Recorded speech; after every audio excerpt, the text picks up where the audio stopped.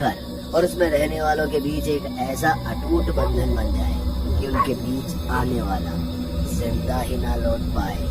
तो एक अंधेरी रात में जहाँ बादलों की गर्जन से जमीन थर्रा होती, एक पतला दुबला सा चोर दो पुलिस वालों से अपनी जान बचाने की खातिर किसी चूहे की तरह अपने दिल की ओर दौड़ने लगा। कुछ देर ध्यान लगाकर दौड़ने के बाद उसके सामने एक दीवार आ गई जिसे उसने बिना सोचे समझे फांद लिया। दोनों पुलिस वाले उस दीवार को देखकर डर से ऐसे ठंडे पड़ गए जैसे सांप लेवले को देखकर पड़ जाते। दोनों पुलिस वाले उधर से उल्टा कर दीवार फांदने के बाद एक जंगल से कुछ दूर चलने के बाद वो चोर एक खंडहर में आ पहुंचा और अपनी पीठ पर रखे उस भारी बैग को उतारते हुए बोला, दिल्ली में चोरों का एक ही राजा, सलीम बाजा, सलीम बाजा। अरे ये मामा लोग अपन को कभी नहीं पकड़ पाया और कभी पकड़ भी नहीं पाएगा। टिक टका टिक टका। सलीम अपने बचने का जश्न अभी मना ही रहा था कि अचानक उसे अपने पीछे से एक औरत की भारी भरकम आवाज सुनाई दी। किसने तुम्हें यहाँ आने की इजाजत दी? उस्ताद, रानी के महल में घुसपैठ करने की गलती को जानता है? अबे एड़ी, सामने आके बात करना। ये खंडर को महल बोल रही है तू? सही है बाबा। ये कौन सा नशा मारती है रे? अपने को भी चाहिए। मगरूर, तुझे हम वो मौत देंगे जिससे तेरी रूह कांप जाएगी।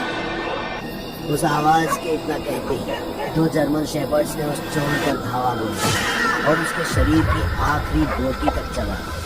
जिस जगह पर यह भयानक और बेदर्द हादसा हुआ वो एक समय दिल्ली का सबसे मशहूर स्मारक मालचा महल है। विशाल और खूबसूरती का प्रतीक माने जाने वाला ये महल आज काले अंधेरे और गहरे सन्नाटे से दोस्ती कर चुका है। 3 दिन बाद जूली रूस से भारत आई एक पर्यटक थी जो एग्जिट गेट पर अपने टैक्सी के इंतजार में थी। एक पीली पगड़ी पहने उसका टूरिस्ट गाइड हाथ में गुलदस्ता लिए उसका स्वागत करते हुए बोला, जी good morning Julie madam, welcome to India जी। मैं आपका ट्रैवल गाइड हरविंदर सोडी। आपका सफर कैसा रहा? थैंक यू मिस्टर सोडी, और मेरा सफर काफी अच्छा और कंफर्टेबल रहा। तो आज हम क्या देखने वाला है? जी पहले तो मैं आपको होटल ड्रॉप करूंगा, फिर प्लान के अकॉर्डिंग दोपहर को कुतुब मीनार और शाम को इंडिया गेट। बहुत अच्छा, तो चलते हैं फिर। और जैसा कि उम्मीद थी, जूली ने अपने ट्रैवल गाइड के साथ पहले कुतुब मीनार के दर्शन किए और फिर शाम को इंडिया गेट का भ्रमण किया। कुछ देर घूमने और मोबाइल से तस्वीरें निकालने के बाद जब जूली और हरविंदर इंडिया गेट से कुछ दूर एक बेंच पर बैठ आइसक्रीम खा रहे थे, तभी जूली ने उत्साह से पूछा, हरविंदर, तुम हर टूरिस्ट को ऐसा ही घुमाता है, पर मैं कुछ अलग देखना और करना चाहता हूँ। माफ कीजिएगा मैडम जी, मैं कुछ समझा नहीं। अलग से आपका मतलब क्या है? मुझे कुछ हॉरर का एक्सपीरियंस करना है। हरविंदर, क्या तुम्हारी नजर में कोई ऐसी डरावनी जगह है जहाँ सचमुच किसी भूत प्रेत या आत्मा का साया हो? ऐसी जगह तो है मैडम जी, पर मैं आपको वहाँ नहीं ले जा सकता क्योंकि जो भी वहाँ पर गया वो जिंदा बच के नहीं आया मैडम जी। हरविंदर प्लीज, मुझे वहाँ ले चलो। मैं तुम्हें इस काम की 3 गुना कीमत देने को तैयार हूँ, पर मैं आज रात ही वहाँ हर हाल में जाना चाहता हूँ।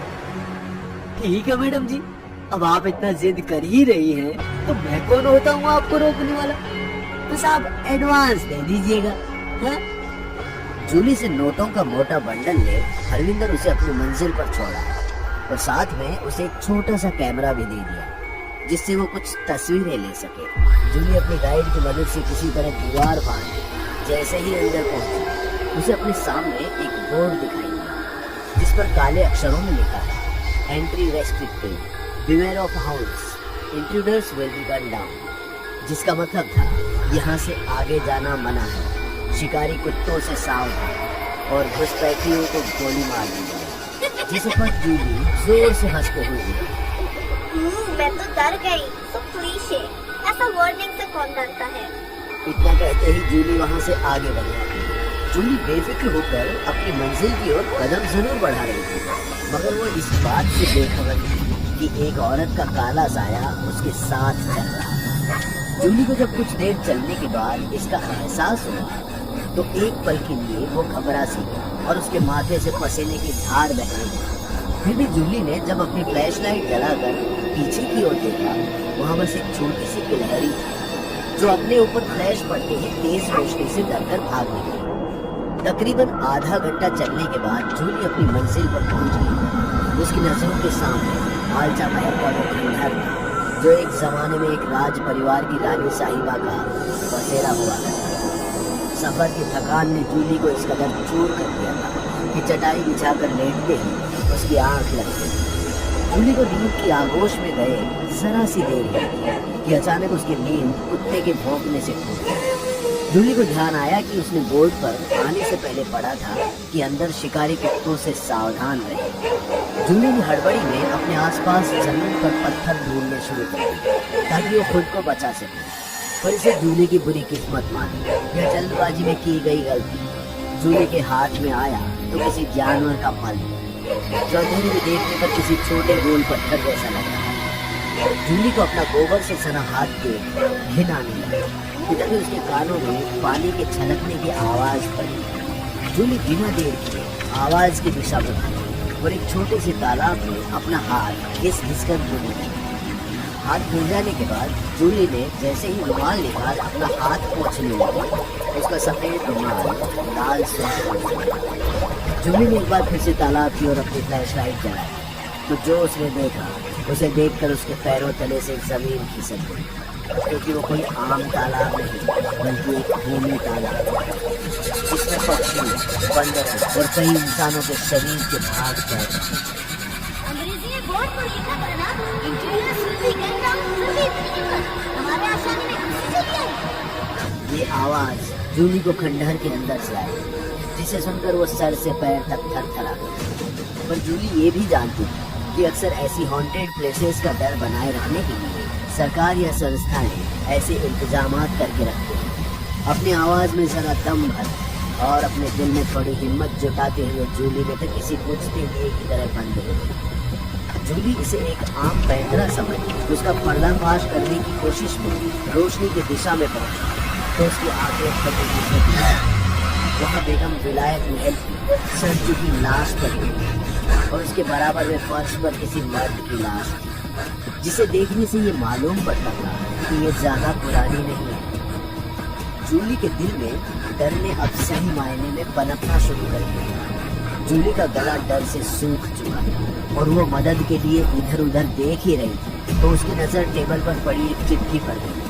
जूली से उस चिट्ठी को देख रहा नहीं गया और कौतूहल में वो उसे पढ़ने लगी। मैं बेगम विलायत महल अपना आखिरी खत आपको यह होशियार करते हुए लिख रही हूँ कि मालचा महल हमारा है और हम इसे टूरिस्ट लोकेशन नहीं बनाने देंगे, और अगर किसी ने जोर जबरदस्ती से यहाँ आने की कोशिश करी तो उसकी बोती में अपने कुत्तों को खिला दूंगी। जूली के कांपते हाथों से जैसे ही रानी साहिबा का खत चारों तरफ